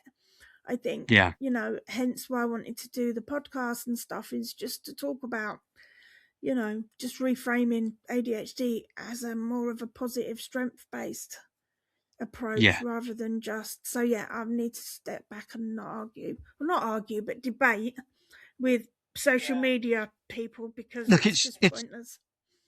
It is, I think things are going in the right direction. There's more awareness. There's so much research going on at the moment as well. And I mean, I've been doing it about 2.5 years for this study. The amount of research that's come out even just since I started doing that, and loads more of it. And there's just tons of books coming out by very, very knowledgeable people on it as well, that are saying exactly this stuff. That is, the world gradually is starting to realise exactly what you're saying, that there's a bunch of strengths in it as well, and it's almost like the shells being cracked open kind of thing. So yeah, and as long as it carries on in that trajectory, it doesn't help obviously some of the media stuff that's come out over the past few days. Notice a lot of the time, a lot of these articles that come out slamming ADHD come from journalists that haven't bothered to speak to any experts in it. There's something that came out within the last couple of days. It's a GP. Obviously, yes, it's really important to have general practitioners, because lots of people can come to them with variations of things, and they need to have good general knowledge. But being a general practitioner means they are not a specialist. That's why they need to refer to specialists. So a GP writing an article all about ADHD, I'm sure there are some GPs that know lots about ADHD. This particular GP, you could tell from the terminology they were using, clearly didn't, and was slamming stuff to do with ADHD. And I found that a bit frustrating, because like, okay, it's not difficult for them to contact someone who is a specialist, who is an expert, and discuss some of this stuff before putting it out there in the public space from a position of authority. As a GP, I'm saying this, and I'm going to cause a whole bunch of people a load of problems off the back of it, and not seeming to care about the impact. Yeah. So from your research, just a little thing that I wanted to ask. Did you notice any difference in the responses between men and women, or was it just, because I'm always intrigued about whether, because obviously... Yeah, so for me, it's clear, I think, that like we spoke about earlier, the hyperactivity is much more prevalent in boys, although you do get plenty of boys that aren't, that are primarily inattentive as well. But I mean, that was the main difference, really. And it's a bell curve, right? There's plenty of overlaps. So when I'm saying any of this stuff, I'm speaking generally. Yeah. So it's not there. There's plenty of situations where there's women with ADHD that are more like the stereotypical ADHD boys, and vice versa. But what it tended to be the case was exactly as we were talking about earlier, is that it was the inattention that then went unnoticed, and then they kind of went through life like well, a lot of ADHD adults, but boys have been getting caught earlier, since 2008, I think they've started recognising that adults have ADHD. We don't just grow out of it; we just learn to cope and mask and the rest of it. But even then, it was still the men that were getting picked up because they were still able to look back at their school history and say, "Oh, all this stuff happened." So now it makes sense; it all adds up. Whereas for women, it still took longer. And what appears, and I'm always hesitant to talk about this because being a guy and knowing nothing about this stuff, but it's my understanding from quite a few of the women I've spoke to that the menopause, when that kicked in, it was like bang. It was such a multiplier of everything to do with ADHD that it really brought everything to the stuff. All the ADHD stuff for them was already visible, but when that happened, it pushed it just so far across the line that it could no longer be, ignored, if you know what I mean. And also, so many mums that are being diagnosed now because they're taking their kids. And these psychiatrists that are turning around and saying, you know about the heritability rate stuff, right? And sort of hinting, because they've obviously not just speaking to the child, they're speaking to the mums as well, and picking up certain signals saying it might be worth you pursuing at least looking into this yourself. So that's quite a common one. But yeah, with some of the differences, a large part of it, I guess, is do you know, like I was saying earlier about the over compensating based on insecurities for the boys, where they would go off and I'm one of these people, by the way. I got into loads of trouble and I nearly ended up in prison and the rest of it. I was in that school to prison pipeline, and I'm lucky that I'm just sort of fortunate that people were around me and events and the rest of it. It didn't work out that way. But I was doing that. I was trying to overcompensate, and I was being an ADHD boy that was then that was getting into lots of trouble. There was lots of things I couldn't do, things I was struggling with. Go down that path, start going off another path, took on the identity that was kind of built up a naughty boy and the rest of it, because that seemed to fit. With the girls, instead of going down that route, they just do what I was saying about earlier with what happened in the workplace at some point, where their confidence just keeps getting chipped away at continuously. And then you end up even more so with the people pleasing side of staff and all the rest of it. Yeah. So that seems to be a really common story and this isn't the case with all the women I interviewed, but some of them said they got to a certain point, like going back to what I was saying earlier with the stopping masking, they got to a certain point where they kind of stuck their fingers up and it's just like, no, I'm not doing this anymore. Found their confidence, and started kind of cracking on with it.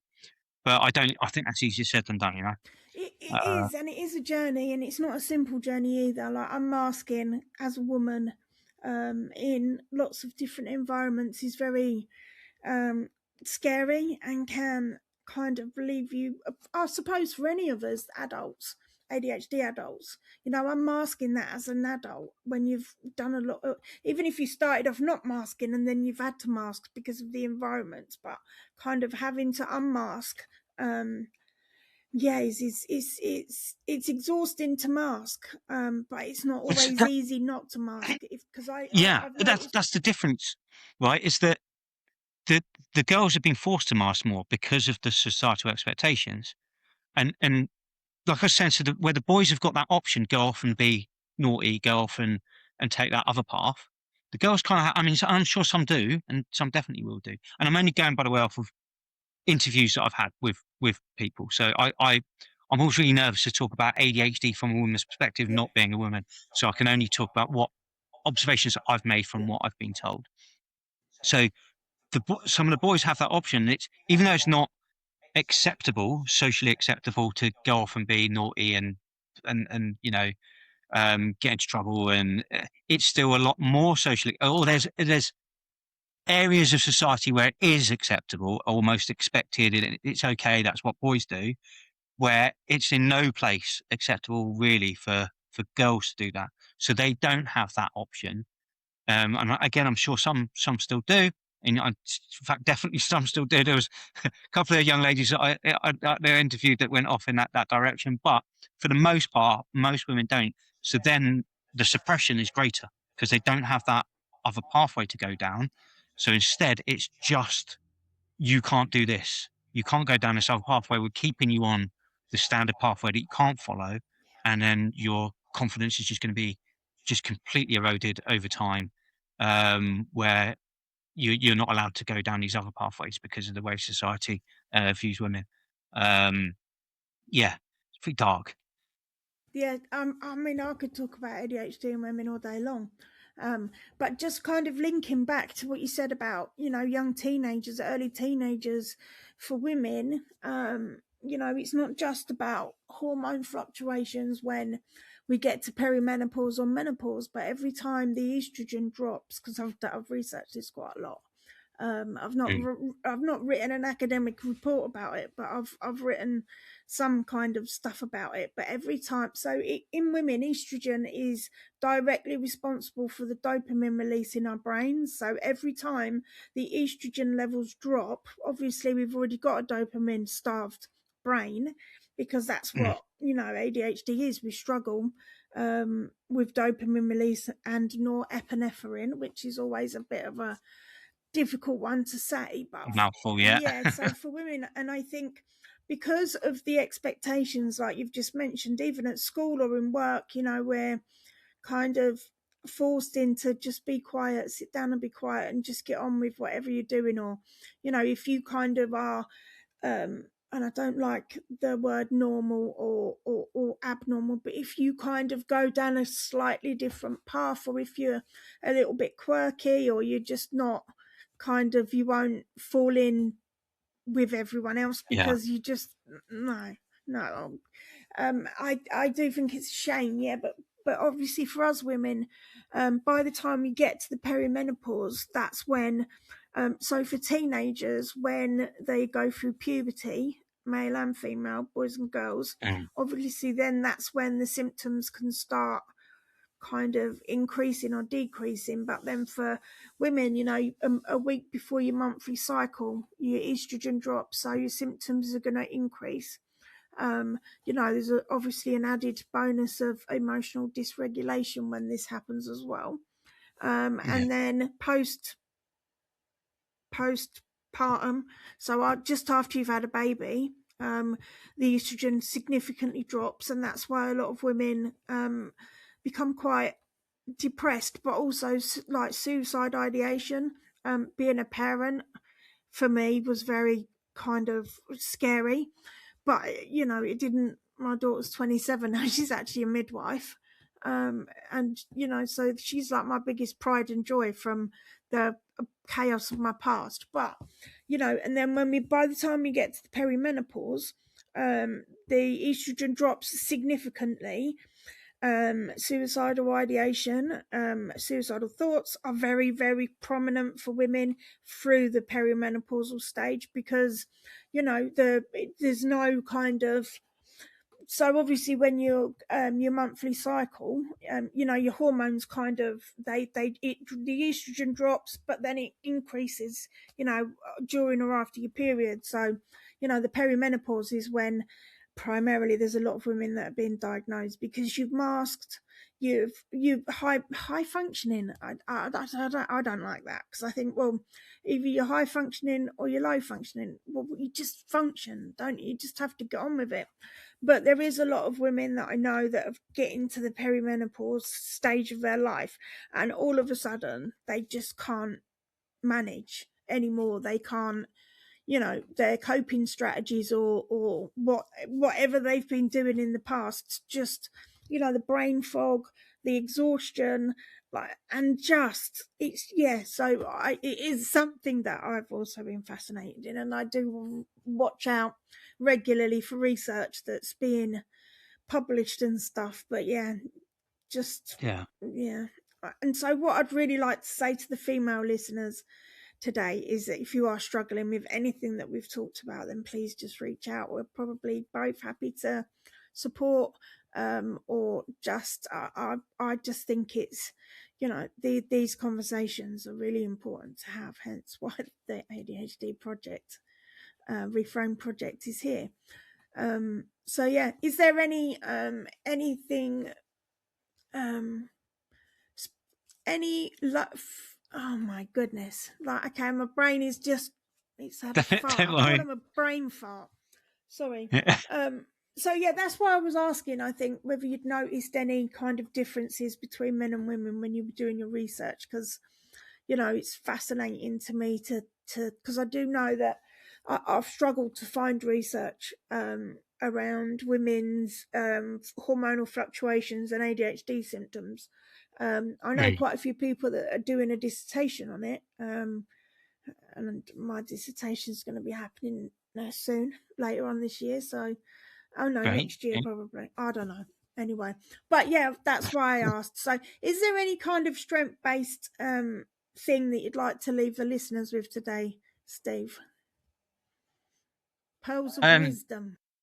I guess a lot of it comes down to that environment thing again. The context thing is that if you're in an environment where things are challenging, and I know this is easier said than done. You can't just change jobs, like that's something that's easy, but that for me, like there's all the stuff around reasonable accommodations in the workplace, right? But I don't think it's just, and I think that they can be beneficial, but I think the problem is that we focus too much on those reasonable accommodations and not just attitudes and environment. Yep. And I from all the people that I've spoke to, and personal experience as well, it's clear to me that the environment is a much bigger thing. The people that are around you are a much bigger thing than anything to do with reasonable adjustments and accommodations. From what I can tell, for example, the place I work now, I haven't asked for any reasonable accommodations. I don't need them because people just let me do what I'm there to do. They've hired me for my expertise and my experience and the rest of it, and they trust me to do that. Yeah. And so no one's standing there saying, no, you've got to do it this way. So I think, understanding that, if there is situations where reasonable adjustments are to be pursued because of the environment or because of something to do with, judgment or social issues in the workplace,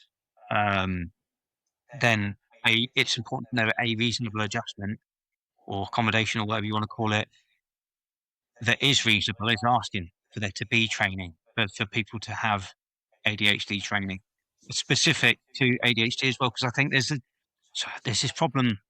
There's a lot of HR departments and managers and stuff, and they have this like 20-minute training video on neurodivergence, and it just goes through each condition and just gives a top level. That's not doing anything. If anything, that's harmful because of the Dunning-Kruger effect. There's those people then coming away thinking, oh, I know what I need to know now. I've done the training. I've got my certificate. I know all about these things. And then they don't think they need to learn more. So they learn the surface of it and not the depth of it. And they stop there because they think they've got enough learning.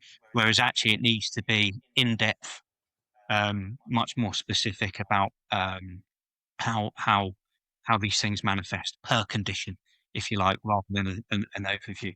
So yeah, I guess if there's a takeaway, if people are struggling, it's fine. I think it is fine to say actually I want there to be ADHD training, and there's you can apply for funding to have that done as well. So, yeah. I think as well, on a personal level, although this can be quite difficult for people, because if you've grown up in environments, or if you've been in environments that have tried to basically quiet you, and you've not felt safe enough to be able to be yourself, I think one of the most powerful tools that any ADHD person can do is just, kind of find out what your strengths are, but then try and advocate for yourself. So look at, the different environments that you're in, whether it's at school or university or at work or wherever you are. Like, if you can try and advocate for yourself and say, these are the things that I struggle with or I find challenging. For instance, we've talked a lot about them today. Like, these are the things that will allow I need extra time to do, or these are the things that I struggle with: time blindness, like lots of things, executive functioning and things like that. But also empower people to say, right, these are the ADHD symptoms that I struggle with, but these are also my strengths, and trying to kind of get like people who are diagnosed or not diagnosed, whatever, to understand that, like to empower them with through self-advocacy, and allow them to kind of, or to show them how you can show up for yourself and how you can actually find better workarounds than just a 20-minute training on what ADHD is, when you're not actually going in depth. And I think sometimes, although it is a scary thing to try and do, actually empowering people with ADHD to do that for themselves, or even just to kind of, look at themselves in a different way, rather than looking at just on the things that you find challenging. Actually, you may find specific things challenging, but actually there's more positives and there's more abilities that you've got that kind of outshine the challenges.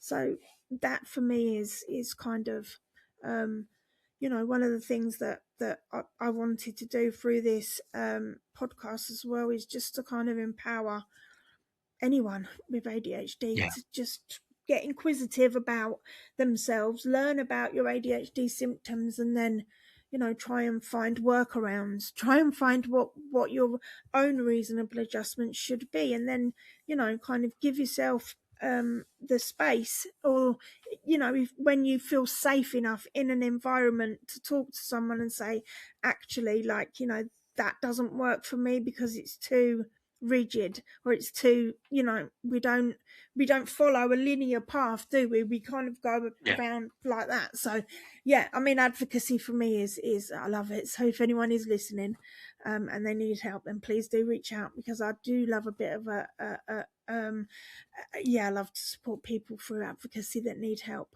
But anyway, blimey, we're getting close to 2 hours. I can't believe we've been talking for nearly 2 hours, Steve. Crazy. Anyway, any pearls of wisdom that you'd like to leave anyone with? I know you've said. Is there anything specific that's helped you throughout the years?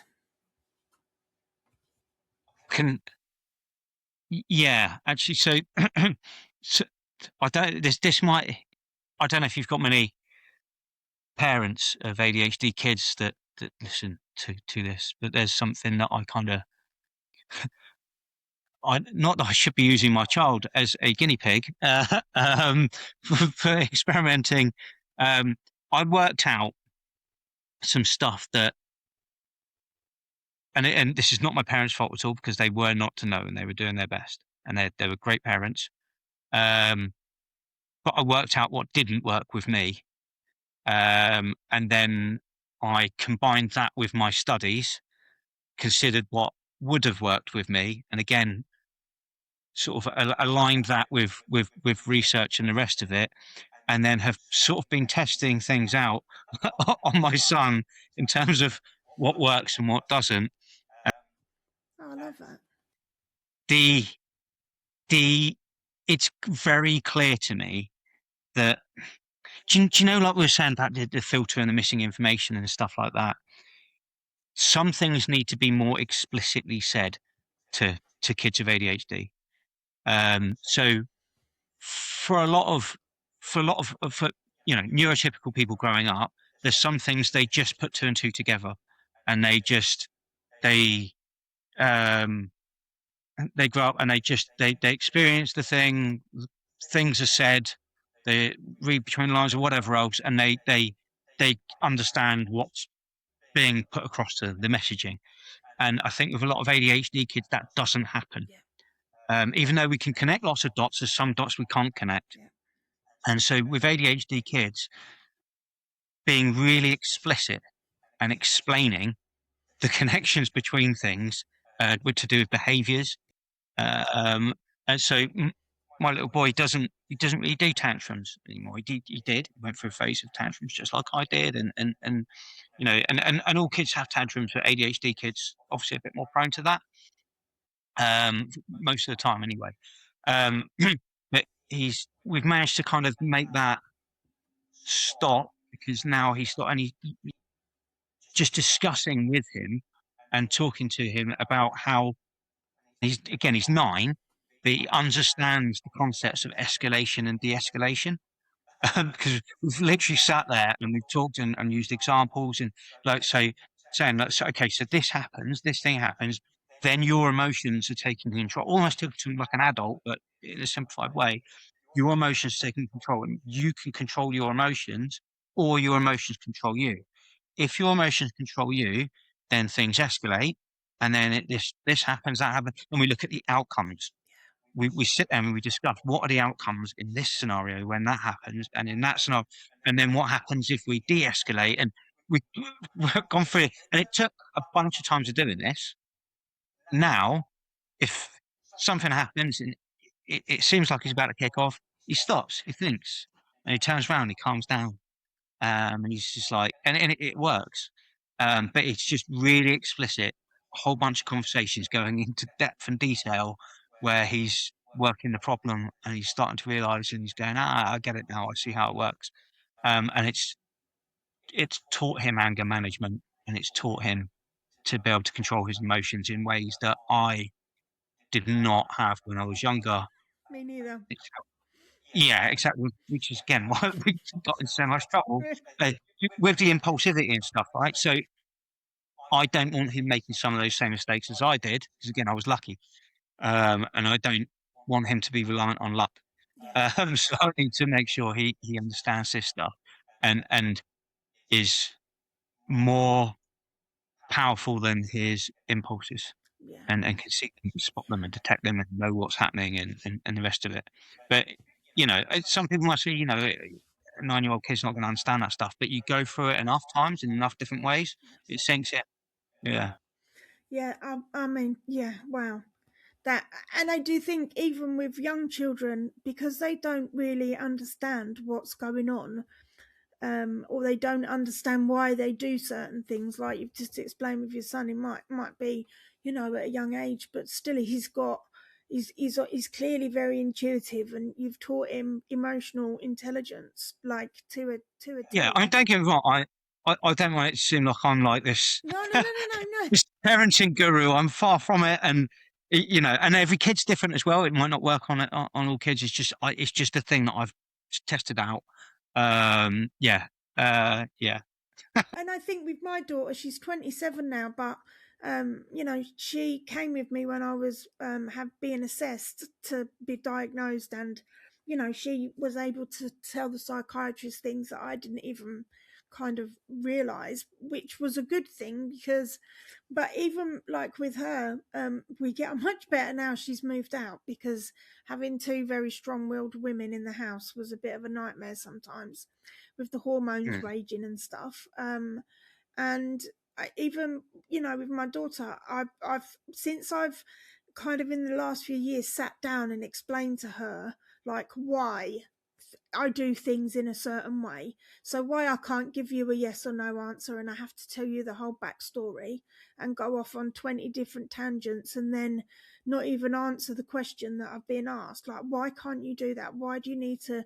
But since I've started just opening the conversations and explaining, she kind of gets me a lot more, and there's none of that kind of friction between us. And even, I mean, most of my friends are neurodivergent, but even, you know, with neurotypical people that I've met through university, when I've been in, you know, different kind of advocacy stuff that I've done, like when I actually sit and explain things, they kind of they're never going to be able to kind of get it unless you've got ADHD. You can't fully understand. But when you just open that dialogue, like that honest and like animated dialogue, that's when people kind of, we're moving past awareness and into understanding, aren't we? And I think that's a really kind of, like, doing that with younger children, I think is really important, because you know, we get too much negative conditioning from a very, very early age. And I think, you know, that is really important to give children, empower young children, even as young as your son, you know, just to understand what's going on and why maybe he is. That's it. The why. Different. There's a need to understand why, and that's key to so much. And I'm sure that's the case for all people as well. But it does seem, and again, there's one of the themes in my research is actually about that. The difference between being able to the interest levels, and being interested and not interested, and a large part of that comes down to a need to understand why. And again, the processes, whether some processes and the justice sensitivity stuff, a lot of that loops around. Okay, but why? It needs to make sense. If it makes sense, then great, we can go with it. If it doesn't make sense, we're going to question it, and we're going to struggle with it. Yeah, and exactly. Same with kids. Yeah, fascinating. Absolutely fascinating. So yeah, I know it's the weekend. Oh, happy Easter to the listeners. You might be listening to this after Easter, but yeah, happy Easter. And Steve, thank you so much. Please do let me know when you've published, because I would be interested to read what you've written about. But yeah, what an absolute pleasure to spend 2 hours, over 2 hours, talking about reframing ADHD and everything else. So yeah, I mean, listeners, look out for when Steve publishes. I can do a little bit of a shout out once you publish, because I'm sure there's listeners that would be interested in reading what you've written about. But yeah, good luck. Hopefully before the end of the year. And I do. I mean, I write articles about bits and pieces of my research. I haven't gone for the whole, because I'm saving the big one for, of course, when I actually publish. Yeah, but I write bits and pieces about my studies on my site anyway. Amazing. So I will post you. Have you got a website? I'm sure you've got a website. I can post the website in the description of the podcast. So sure, yes, ADHDworking.co.uk. Oh, well, let me just write this down. And all I ask from you as a guest is just to share. Of course, yeah. So hold on, I can't. I'm just doing the typical ADHD thing. Don't worry. Yeah. Working.co.uk. Perfect. Yeah. ADHDworking.co.uk. Yeah. Yeah, that's one of them things where you're like, oh, it's a very ADHD thing. Yeah. Anyway, Steve, thank you so much for your time today. Okay. And happy to have you back once you've published, or once you're able to maybe talk a bit more about the big findings in your study. Then please, by all means, come back and we can. So I've got 6 themes, each with 3 sub themes. Well, after I publish, I'll happily come back and talk you through all of them. Yes, please. Yeah. Yeah. I mean, please do. Okay. And please do let me know what you when you pass or not pass. I don't know about PhD. I'm just trying to do the undergrad. It is a pass. Yeah, basically that's what it's. Yeah. So then, will you be a doctor? Yeah. Although obviously not a medical doctor. No, I know. You know. Still, yeah. Dr. Steve. But technically, Dr. Steve. Yeah. So yeah, no one saw that one coming, including me. Yeah. Listen, I didn't even know I was capable. I was told I was thick. Like, this is going down another tangent. At school, at work, at home, like, my mum is just a narcissistic bully, and I was always told that I was thick.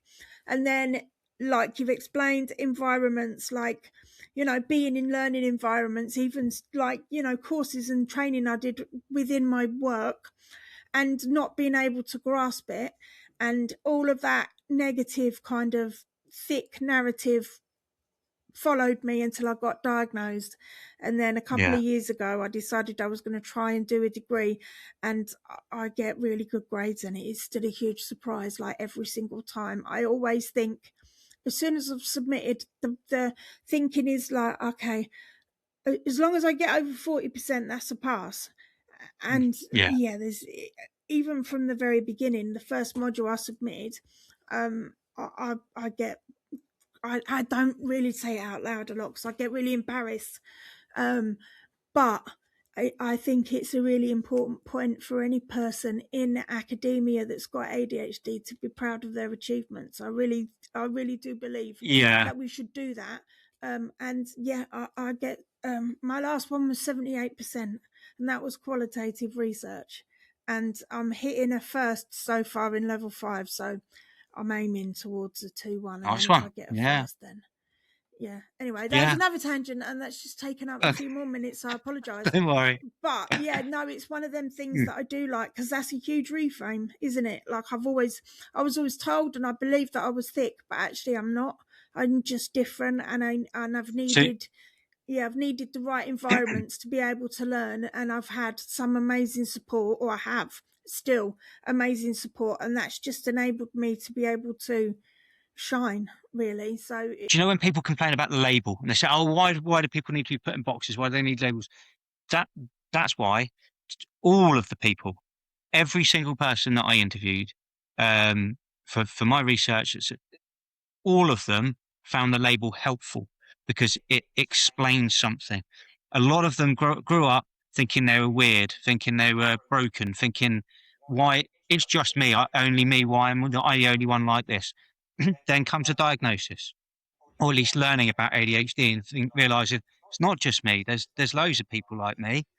I'm not broken, and so and that label gives them that. It gives them an explanatory framework. It allows them to access support, medication if they go down the medication route. So people that complain about labels, I don't get it. As far as I'm concerned, the label can be a good thing. If we don't have that label, then we're the naughty kid, we're the disruptive. So the labels are there anyway. We're forgetful, we're clumsy, we're disorganized. All these labels are all there. It's just that we're lumping those labels in together with now some good labels mixed in with that too into one thing. So we can't get away from the labels. We're just trying to have that one label to summarize everything, and that label can be helpful. And just get inquisitive as well. Like, try and work out how your symptoms, I use the word manifest. So what are your symptoms? How do they kind of, and then understand, what the things that you find challenging, and then, coping strategies. And for me, the biggest empowering thing was just the strength-based approach, and just concentrating on, the top 5 or 6 strengths, rather than thinking, or sitting there repeatedly telling myself, I can't do this, I can't do that, I can't. You can do anything that you set your mind to, but if you've got ADHD, you need novelty, and you need to have a little bit of excitement in what you need to be interested. Because if you don't have them two things, then it's just, like admin writing stuff is boring for me, probably is for most people with ADHD. But once you find that kind of thing that ignites that passion and that enthusiasm in you, then run with that. And even if you're a parent and you've got young children, find out what do they like doing, what are they interested in, and then it's just trying to find workarounds in, building really strong, independent, empowered children. And we're breaking that trauma cycle of like us being late diagnosed adults. So that's it's a really powerful point, I think, to leave it on. But honestly, Steve, thanks. So just let me know when you can talk about your research, and we could book another thing in.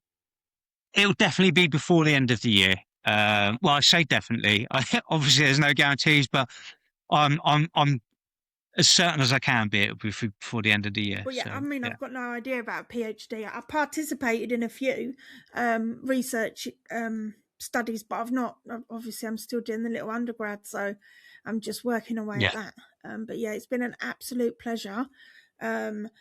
Thank you for your time. I know I was a bit chaotic as usual, but thank you for No, your don't worry. patience as well. That's what we do. But yeah, I hope you have Embrace the the rest. chaos. yeah, exactly. Yeah. ADHD chaos. It's Yeah. like, I love the fact that people just get it. So I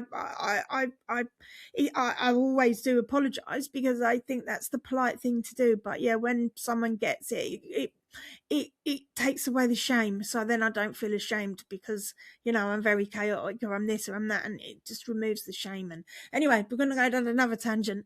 So yeah, take care. Enjoy the rest of your Easter weekend, Steve. Right. And to our listeners, please reach out if you have resonated with anything that we've talked about. And yeah, thank you very much for listening/watching.